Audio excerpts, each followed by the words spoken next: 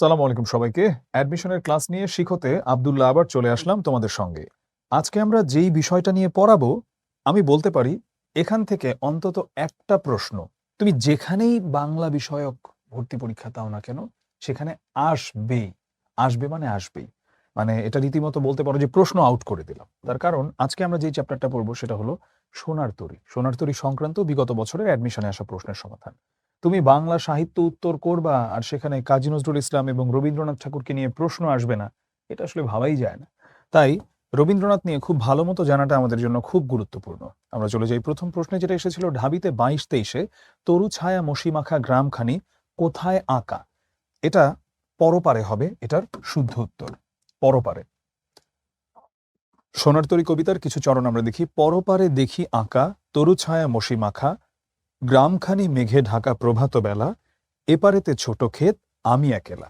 এটা আমাদের অপশন হবে হচ্ছে সি, অ্যান্সার পরপারে। তাহলে আমরা দেখলাম যে এখানে আমাদের কোথা থেকে কানেকশনটা আসলো। এটা সরাসরি একটা লাইন আছে, পরপারে দেখি আঁকা তরু ছায়া মসি মাখা।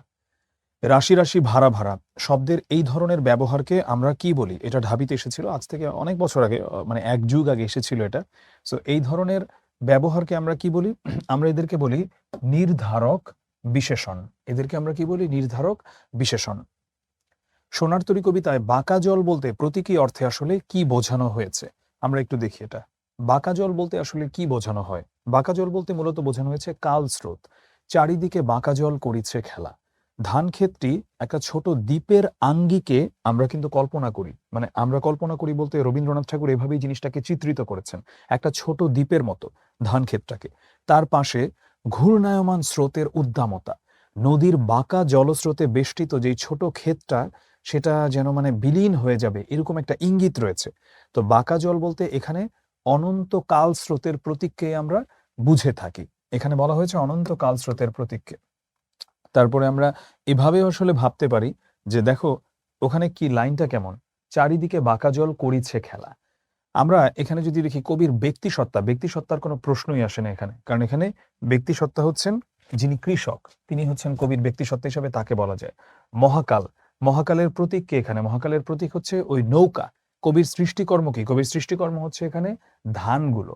তাহলে এখানে আমি যদি সবগুলো অপশন বাদ দিয়ে দিই, আমার তো থাকেই ভাই কালস্রোত, তাহলে অফকোর্স কালস্রোতই হবে আমার উত্তর। খরপরশা এই শব্দটার আভিধানিক অর্থ কি? এটার অর্থ হচ্ছে ধারালো বর্ষা। বারেক ভিড়াও তরি কুলেতে এসে, এখানে কাকে আহ্বান করা হয়েছে? এখানে মূলত নৌকার মাঝিকে আহ্বান করা হয়েছে, মানে একবার একবার তো এসে মানে তরিটা ভিড়াতে বলেছে। এখন এইখানে আবার অনেকে কি করে, যেমন দেখো এটা একটা ট্র্যাপ, এই যে অচেনা লোকটিকে, এখানে অনেকে কি করে ঠাস করে অচেনা লোকটিকে হয়তো বা দাগায় ফেলতে পারে। কেন? কারণ মনে করে ওই যে আসলে দেখে যেন মনে হয় চিনি উহারে, কবি তো এমন বলছিলেন, দেখে যেন মনে হয় চিনি উহারে, তার মানে তো লোকটা অচেনা, তাহলে ওই অচেনা লোকটাকেই আহ্বান করেছে। বারেক ভিড়াও তরি কুলেতে এসে না, নৌকার মাঝিকে আহ্বান করেছে। আর বারেক নামের বালকটিকে, এই ধরনের মানে অপশন আসলে ট্র্যাপে পড়বে তারাই যারা কোনো পড়াশোনাই করে নাই। আমি আশা করি যারা এই ভিডিওটা দেখছো তাদের অন্তত এই ভিডিওটা দেখার পরে সোনার তরী কিংবা রবীন্দ্রনাথ নিয়ে কোনো প্রশ্নে তোমরা আটকাবা না। শ্রাবণ ও গগন ঘিরে, এর পরের চরণ কোনটা? এর পরের চরণ হচ্ছে ঘন মেঘ ঘুরে ফিরে। অনেক আগে এসেছিল এই প্রশ্নটা, অলমোস্ট 25 বছর আগে আসা একটা প্রশ্ন। কিন্তু এখানে দেখো একটা বিষয় কি, যে এই ট্র্যাপগুলো থাকবেই, এই ফাঁদগুলো থাকবেই পরীক্ষায়। শ্রাবণ ও গগন ঘিরে, পরের লাইন শূন্য নদীর তীরে থরে বিথরে যত চাও তত লও তরণী পরে, মানে দেখে মনে হয় যে সবগুলোই বোধহয় হতে পারে। তো যদি কেউ কবিতাটা মুখস্থ না রাখে তাহলে আসলে এটা সে পারবে না। ঘনমেঘ ঘুরে ফিরে, এটা হচ্ছে উত্তর। রবীন্দ্রনাথ ঠাকুরের রচিত মোট ছোট গল্পের সংখ্যা কতটি? রবীন্দ্রনাথ ঠাকুরের রচিত মোট ছোট গল্পের সংখ্যা হচ্ছে 95টি। এটা খুবই গুরুত্বপূর্ণ এবং এটা কিন্তু আমরা অন্য ভিডিওতেও যখন পড়িয়েছি রবীন্দ্রনাথ নিয়ে অন্য কিছু, সেখানেও আমরা কথা বলেছি এই সংখ্যাটা নিয়ে। রবীন্দ্রনাথ ঠাকুর কত সালে জন্মগ্রহণ করেন? তিনি জন্মেছিলেন 1861 সালে। খুবই খুবই গুরুত্বপূর্ণ একটা প্রশ্ন। রবীন্দ্রনাথ ঠাকুর জন্মগ্রহণ করেছিলেন 7ই মে 1861 খ্রিস্টাব্দে, যেটা বাংলায় ছিল 1268 বঙ্গাব্দ 25শে বৈশাখ। আর জোড়াসাঁকোর ঠাকুর বাড়িতে তিনি জন্মগ্রহণ করেন। এই জোড়াসাঁকোর ঠাকুর বাড়িটা কোথায়? এটা হলো কলকাতাতে, জোড়াসাঁকোর ঠাকুর বাড়ি। রবীন্দ্রনাথ ঠাকুরের প্রকাশিত প্রথম কাব্যগ্রন্থ কোনটা? তার প্রথম কাব্যগ্রন্থ হলো গিয়ে বনফুল। তার প্রথম কাব্যগ্রন্থ কোনটা? তার প্রথম কাব্যগ্রন্থ বনফুল। প্রথম কোন বাঙালি নোবেল পুরস্কারে ভূষিত হন? রবীন্দ্রনাথ ঠাকুর। এখানে অনেকে আবার ডক্টর ইউনুস দিয়ে দিও না, কারণ বাঙালি আর বাংলাদেশি এটার মধ্যে কিন্তু একটু ডিফারেন্স রয়েছে, মানে বেশ খানিকটা পার্থক্য আছে। কমল দাশগুপ্ত তো প্রশ্নই আসে না। কমল দাশগুপ্ত কে? কমল দাশগুপ্ত হচ্ছে এই যে কিছুদিন আগে যে মৃত্যুবরণ করলেন শাফিন আহমেদ, মাইলসের ভোকালিস্ট ছিল, শাফিন আহমেদের বাবা কমল দাশগুপ্ত। কমল দাশগুপ্ত তো নোবেল পায় নাই, বাট এই যে তিনজনের নাম দিয়েছে, তিনজনই নোবেল পেয়েছেন। একজন অর্থনীতিতে, আরেকজন কোথায়, আরেকজন হচ্ছে সাহিত্যে, আরেকজন কিসে, আরেকজন হচ্ছে শান্তিতে। যদি বলতো যে কোন বাংলাদেশি প্রথম নোবেল পুরস্কারে ভূষিত হন, তাহলে ডক্টর ইউনুসের নাম আসতো, কিন্তু এখানে তো কোন বাংলাদেশি বলে নাই, এখানে বলেছে কোন বাঙালি। তাহলে কার নাম আসছে? এখানে আসছে রবীন্দ্রনাথ ঠাকুরের নাম। রবীন্দ্রনাথ ঠাকুরের কাব্যগ্রন্থ কোনটা? এখানে অলরেডি আমরা আসলে সোনার তরীর কথা জানি। সোনার তরী হচ্ছে রবীন্দ্রনাথ ঠাকুরের একটা কাব্যগ্রন্থ, যেটা 1894 সালে প্রকাশিত হয়, এবং এই কাব্যগ্রন্থের অধিকাংশ কবিতা হচ্ছে পূর্ববঙ্গের পটভূমিতে বলতে আমাদের এই দিকে বসে লেখা। শুধু যে আমাদের এই দিকে বসে লিখেছে এমনই নয়, আমি রবীন্দ্রনাথের এই সোনার তরীর অনেকগুলো কাব্যগ্রন্থ লেখা হয়েছে একটা জায়গাতে আমি গিয়েছিলাম, ও সেই জায়গাটা আমার দেখার সৌভাগ্য হয়েছিল। রবীন্দ্রনাথের ভাইয়ের একটা বাসা ছিল ওখানে, ভারতের সিমলাতে। সো ওখানেও তিনি এই কাব্যগ্রন্থের বেশ কিছু কবিতা তিনি ওখানে বসেও লিখেছেন। বাট মোস্ট অফ দ্য মানে পোয়েমস হচ্ছে লেখা এই বইটার আমাদের বাংলাদেশে লেখা। যত চাও তত লও তরণী পরে, সোনার তরী কবিতায় এর পরের পংক্তি কি? আচ্ছা, এটা দেখি, এটা কবিতা মুখস্থ থাকতে হবে, এছাড়া আর কোনো অপশন নাই। আর এটা এত সহজ একটা কবিতা, এটা তো মানে এমনিতেই মুখস্থ হয়ে যায়। আর আছে আর নাই দিয়েছি ভরে, এটা হচ্ছে এর পরের পংক্তি। তাহলে দেখতেই পাচ্ছ যে কবিতার লাইন থেকে খুব গুরুত্বপূর্ণ কিন্তু লাইন এসে থাকে, মানে লাইন আসাটা খুব কমন। তাই এই কবিতাটা অন্তত মুখস্থ রাখাটা খুব দরকার, অন্যথায় তুমি ওগুলো উত্তর করতে পারবা না। নিম্নের কোনটি রবীন্দ্রনাথ ঠাকুর রচিত নাটক? রাজা। রাজা হলো রবীন্দ্রনাথ ঠাকুর রচিত নাটক। রবীন্দ্রনাথের কোন গ্রন্থটি নাটক? রবীন্দ্রনাথের রক্তকরবী গ্রন্থটি নাটক। সোনার তরী কবিতাটি কোন ছন্দে রচিত? এটা মাত্রাবৃত্ত ছন্দে রচিত। এবং এইবারে আমি এটা নিয়ে কয়েকটা তথ্য তোমাদেরকে বলবো, যেটা অবশ্যই ভিডিওটা পজ করে তোমরা প্রথমে এই জিনিসটাকে লিখে নাও, আর যদি চাও আমি এখন বলি আমার সাথে সাথে লিখো। সোনার তরী কবিতায় চরণ হচ্ছে টোটাল 42টা। এটার উৎস কোন কাব্যগ্রন্থ? সোনার তরী কাব্যগ্রন্থ। এখানে স্তবক কয়টা? 6টা। এটার ছন্দ কি? এটার ছন্দ মাত্রাবৃত্ত। রবীন্দ্রনাথের শেষের কবিতা এটা আসলে কি? এটা হলো গিয়ে একটা উপন্যাস। রবীন্দ্রনাথের শেষের কবিতা একটা উপন্যাস। এটা নিয়ে অনেকেই কনফিউজড হয়ে যায় যে শেষের কবিতা দেখলে মনে করে যে এটা হচ্ছে একটা কবিতার বই। নো, এটা হচ্ছে তোমাকে জাস্ট ফাঁদে ফেলার জন্য এই ধরনের প্রশ্নগুলো দেয়। এটা হচ্ছে একটা উপন্যাস। রবীন্দ্রনাথের নাটক কোনটা? এখানে এখানে যেগুলো আছে, ধরো এখানে আমরা আসলে এই রক্তকরবী হলো গিয়ে রবীন্দ্রনাথের নাটক। এখন যেটা হয়তো বা অনেকে শেষের কবিতার কথা জানো, এটা নাটক না, এটা উপন্যাস। সোনার তরী কাব্যগ্রন্থ, এগুলো বাদ দিলা, তো বাকিগুলোর কথা তুমি জানো না।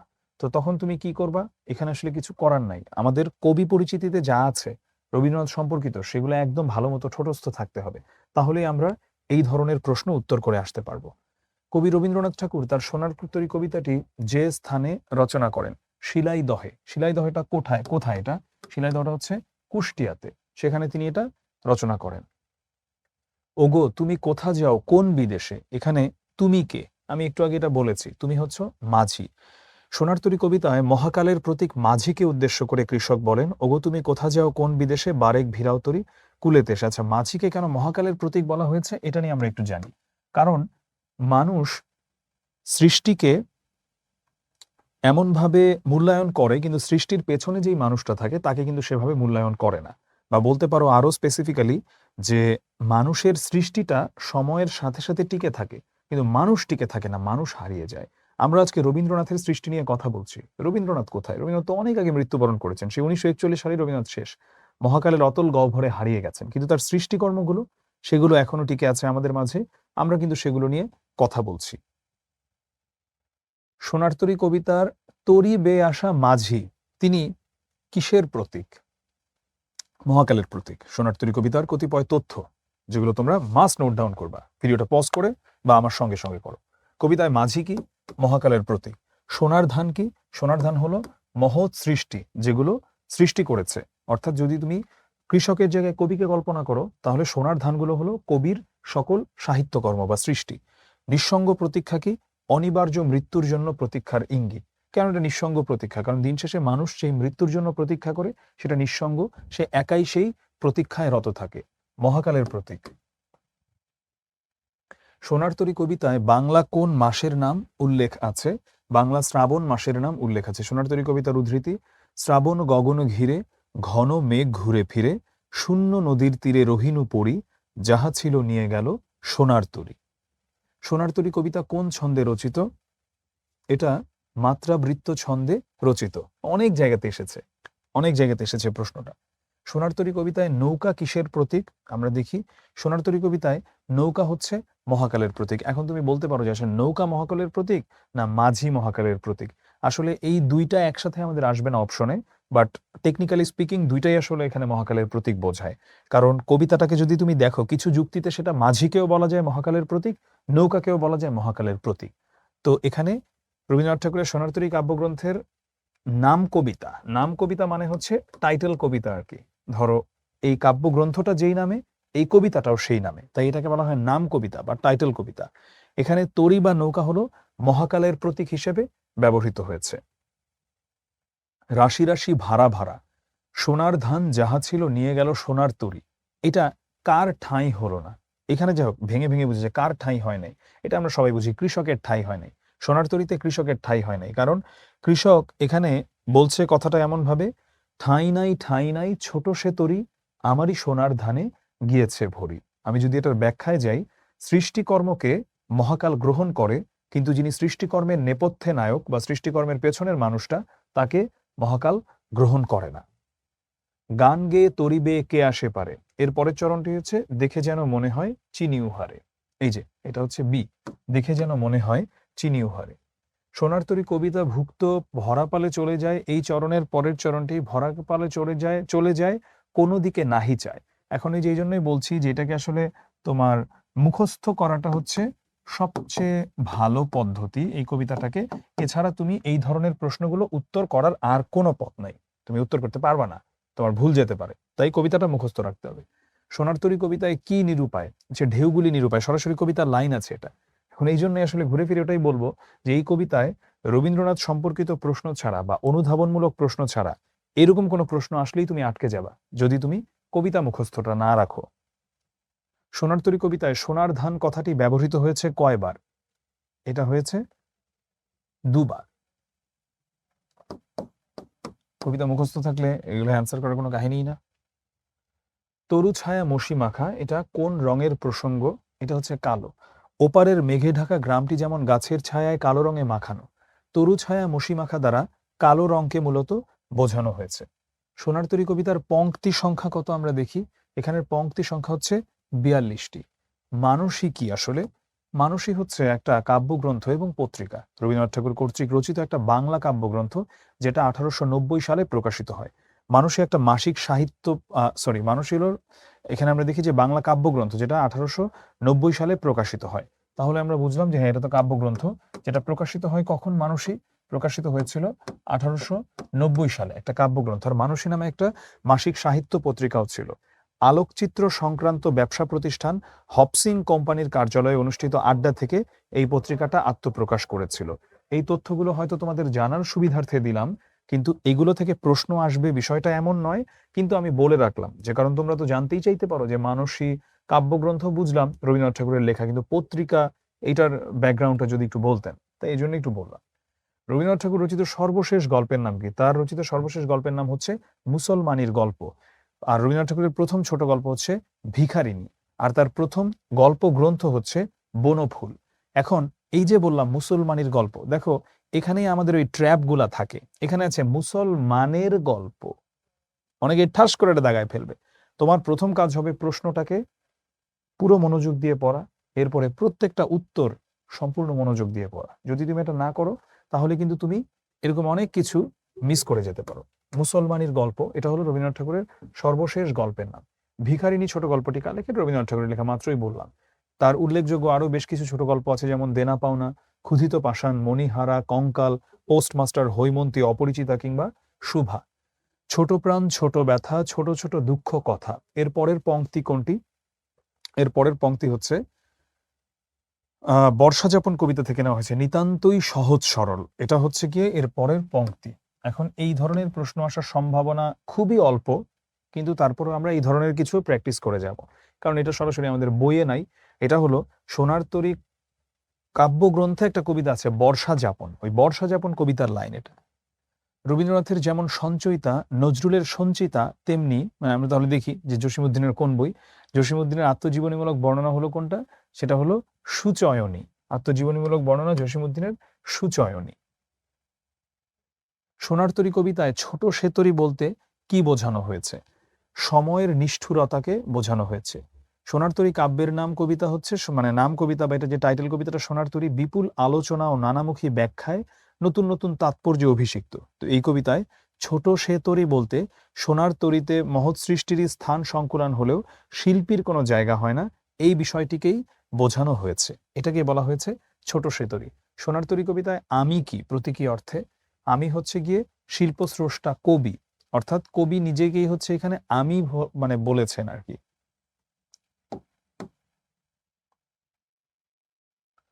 এখানে কিন্তু আবার বললাম যে প্রতীকী অর্থে, যদি এখানে আক্ষরিক অর্থে বলতো তাহলে আসতো কৃষক, কিন্তু এখানে আক্ষরিক অর্থে বোঝায় নাই, প্রতীকী অর্থে মূলত শিল্পস্রষ্টা কবিকে এখানে বোঝানো হচ্ছে। ঠাঁই নাই ছোট সে তরি, আমারই সোনার ধানে গিয়েছে ভরি। এখানে সোনার ধান বলতে কবি ব্যঞ্জনার্থে কি বুঝিয়েছেন, এখানে ব্যঞ্জনার্থে? চলো দেখি। এখানে সোনার ধান বলতে, সোনার ধান হলো কৃষকের শ্রেষ্ঠ ফসল, ব্যঞ্জনার্থে শিল্পস্রষ্টা কবির সৃষ্টি সম্ভারকে এখানে বোঝানো হয়েছে।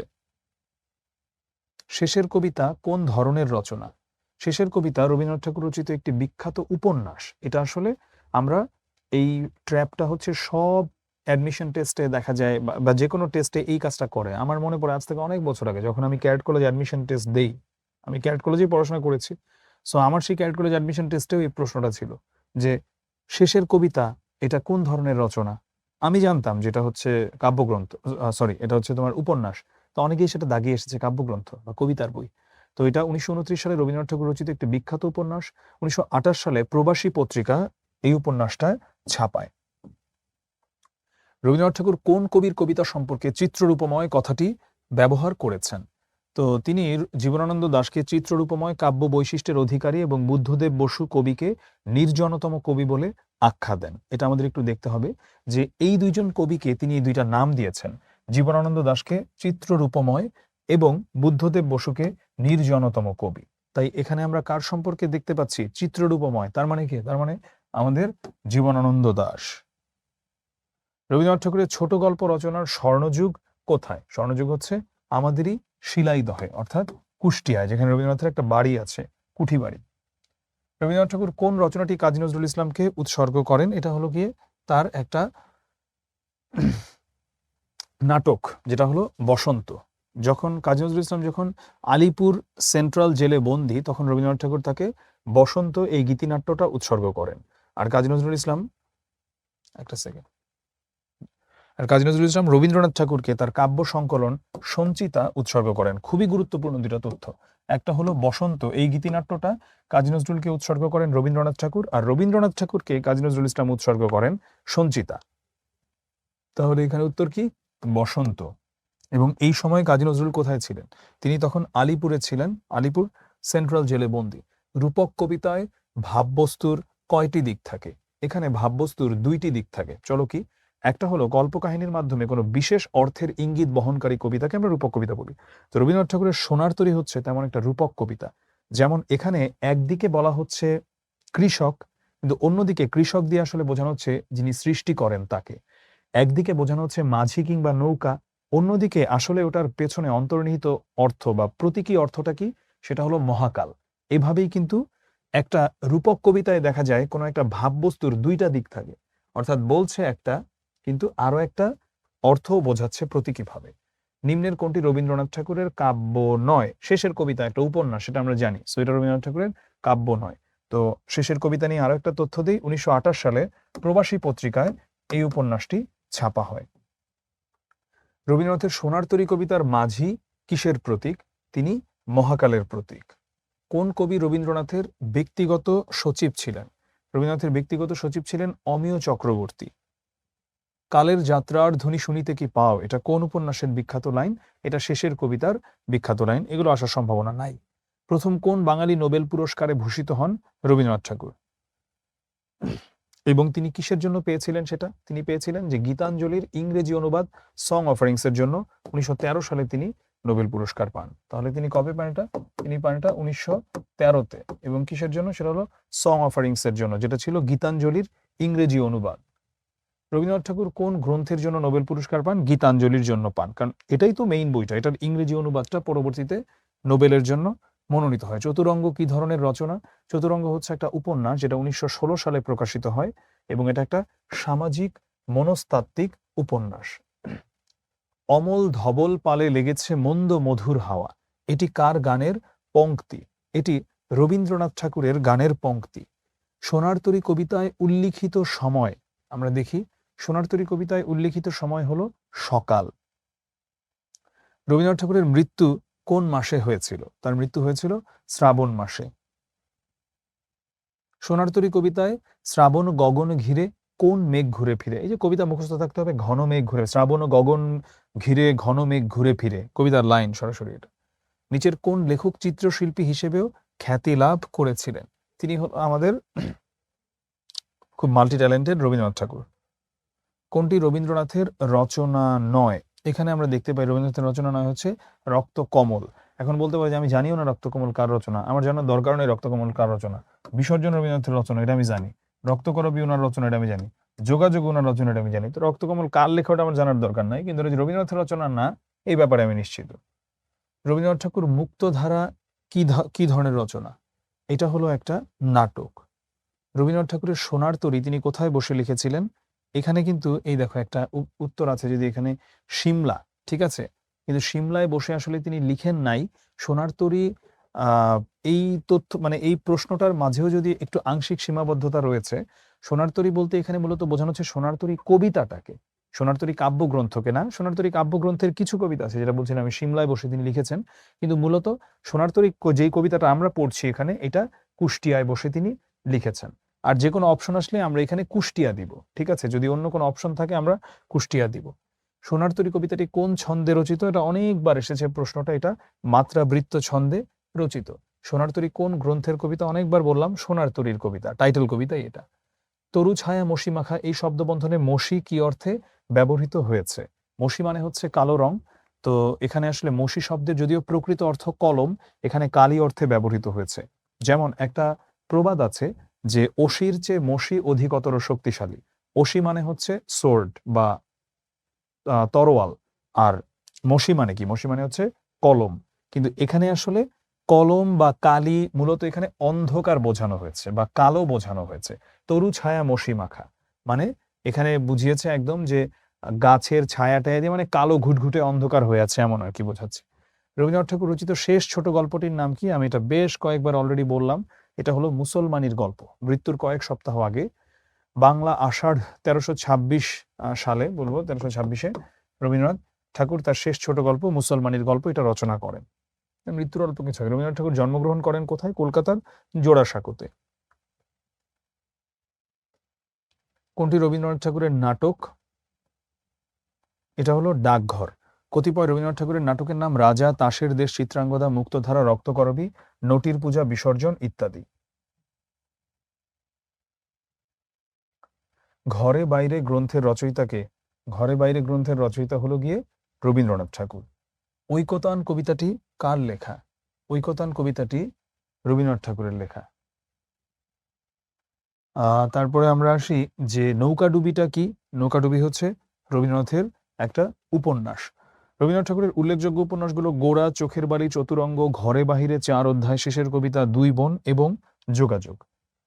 এরপরে আমরা যাই যে ছিন্নপত্র, এই রচয়িতার নাম কি? হ্যাঁ, আমরা রবীন্দ্রনাথ ঠাকুরকে নিয়েই পড়াচ্ছি এতক্ষণ, তো নিঃসন্দেহেই এটা রবীন্দ্রনাথ সম্পর্কিত কোনো কিছুই হবে।